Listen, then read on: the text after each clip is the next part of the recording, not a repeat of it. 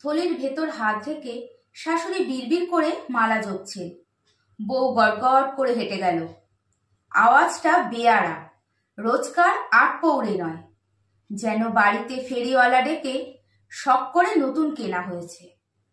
সুতরাং মালাটা থেমে গেল এবং চোখ দুটো বিষ হয়ে ঘাটটাকে হেলিয়ে দিয়ে যেদিকে বউ যাচ্ছিল সেদিকে ঢলে পড়ল। নিচের চোয়ালটা সামনে ঠেলে দাঁতে দাঁত লাগলো। বিলক্ষণ রাগ দেখিয়ে পর মুহূর্তেই শাশুড়ির দাঁত, চোখ, ঘাড়, চোয়াল যে যার জায়গায় ফিরে এলো। তারপর সারা বাড়িটাকে আছড়ে আছড়ে কলতলায় ঝমর ঝম, ঘনর ঘন, ক্যাঁচ ঘ্যাঁস ঘিস, কেঁচর কেঁচর শব্দ উঠল। বাসনগুলো কোনোদিন তো ঝাঁঝ দেখায় না, বড় তেল হয়েছে। ঘুরতে ঘুরতে মালাটা দাঁড়িয়ে পড়ল। নোড়া দিয়ে মুখ ভেঙে দিতে হয়। মালাটা একবার ঝাঁকুনি খেয়ে আবার চলতে লাগলো। নাকে অস্ফুট শব্দ করে থলির ভেতর 5টা আঙুল হঠাৎ মালাটার গলা টিপে ধরল। মেয়েসের আক্কেলো বলিহারি। কোত্থেকে এক কালো অলক্ষণে পায়ে খুরওয়ালা ঢিঙ্গি মেয়ে ধরে এনে ছেলেটার গলায় ঝুলিয়ে দিয়ে চলে গেল। কেন, বাংলাদেশে ফর্সা মেয়ে ছিল না? বাপ অবশ্য দিয়েছিল, ধুয়েছিল। হ্যাঁ, দিয়েছিল। গলায় রসুরি দিয়ে আদায় করা হয়েছিল না? এবার মালাটাকে দয়া করে ছেড়ে দেওয়া হলো। শাশুড়ির মুখ দেখে মনে হচ্ছিল থলির ভেতর হাত ঢুকিয়ে দিয়ে এই সময় কি যেন তিনি লুকোচ্ছিলেন। একটা জিনিস, কমাস আগে বৌমা মরবার জন্য বিষ খেয়েছিল। ভাসুরপুর ডাক্তার না হলে ও বউ এ বংশের গালে ঠিক চুনকালি মাখাতো।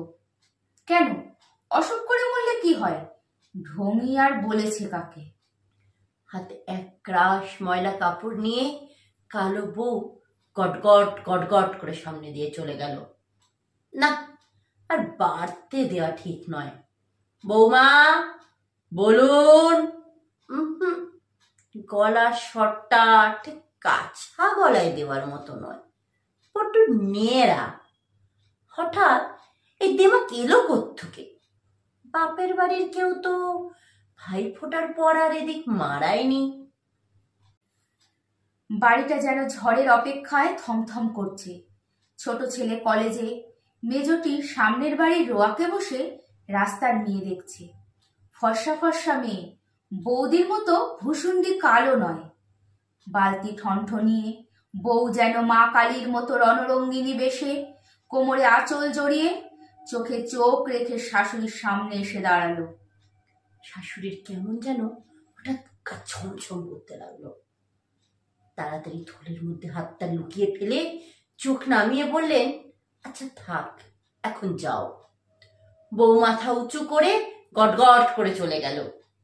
তারপর একা একা পা ছড়িয়ে বসে মোটা চশমা কাঁথা সেলাই করতে করতে শাশুড়ি এফোর ওফোর হয়ে ভাবতে লাগলেন, বউ হঠাৎ কেন বিগড়ে গেল তার একটা তদন্ত হওয়া দরকার।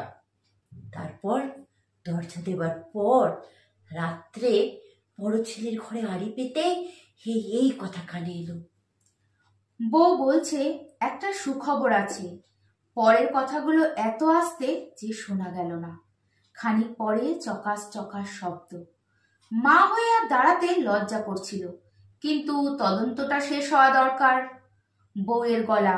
মা কান খাড়া করলেন। বলছে, দেখো ঠিক আমার মতো কালো হবে।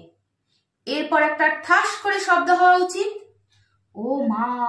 বৌমা বেশ ডগমগ হয়ে বলছে, কি নাম দেব জানো? আফ্রিকা। কালো মানুষেরা কি কাণ্ডটাই না করছে সেখানে।